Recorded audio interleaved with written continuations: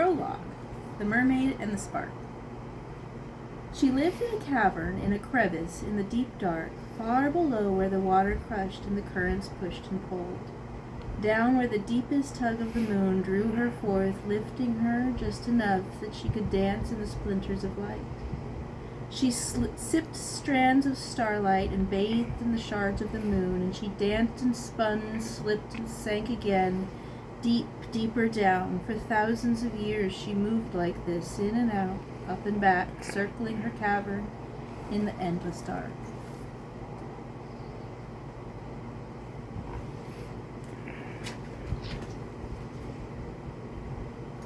One night a spark fell, a tiny burning thing that did not belong in the cold deep.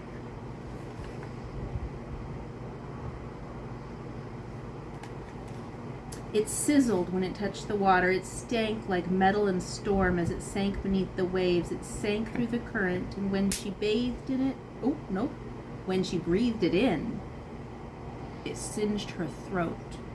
It burned.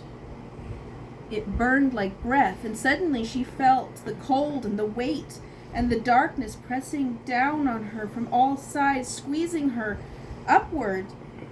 The water that had always cradled her felt heavy like stone. The fire in her chest pulled her upward, up towards the moonlight, her heart beating as though it would crack open her ribs.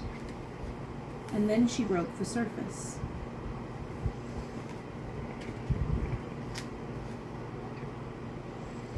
She lay in the moonlight, each star a single prick of silver in the sky. She floated on her back, pushed in and out and held adrift on the skin of the water. The wind touched her face, soft, curious, new. This was the beginning.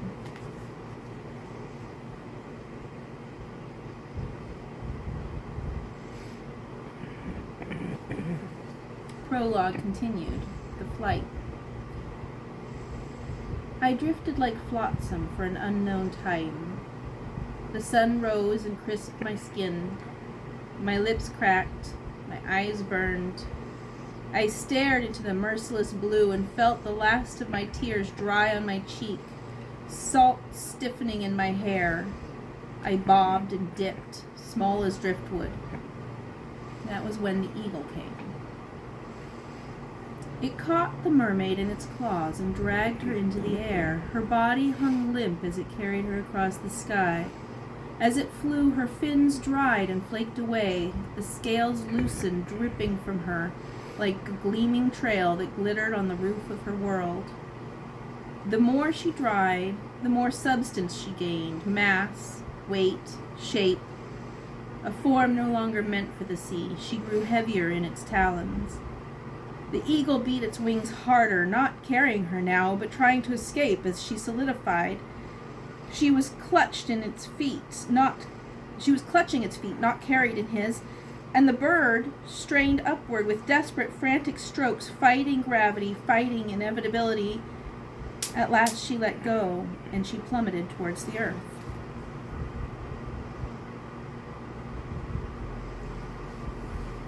It was a much shorter story and a longer one.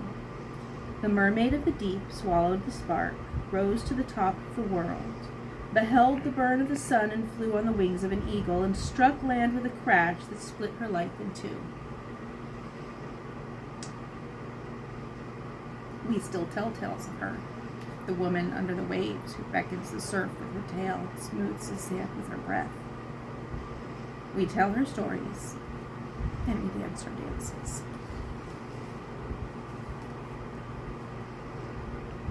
Once upon a time, a mermaid came to our land. Some say she was pushed out of the ocean. Others say she climbed. Others say she climbed from the sea of her own choosing. Others still insist that she plummeted from the sky like a fallen star. All of these are true. However she came, she wandered up the mountainside entranced.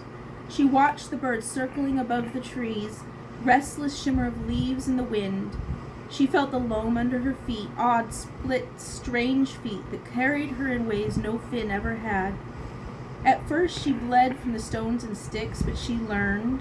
She walked carefully, and her soul toughened as any creature's would with time and persistence. She began to circle the mountain the way a great fish circles the ocean's currents, ever widening her wander and her wonder. She breathed air spiced with pine and cedar. She listened to the sharp cry of the birds and the droning hum of insects. She answered them with her own voice, and the creatures came, curious as she was, to meet the strange new being who sang back to them. She wandered endlessly. She did not rest. She did not tire. The guardian of the mountain took notice. Who is this restless creature treading his slopes without pause? Whose steps touched every ridge and ravine, never ceasing, never sleeping? When the daylight creatures curled into their dens and the night folk rose, she continued. When the moon paled and dawn broke across the peaks, still she walked, tracing patient spirals across his domain.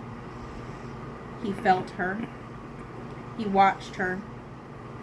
At first with curiosity, and then with annoyance, and then slowly with comfort. Her presence became a companion's heartbeat, steady, strange, promising.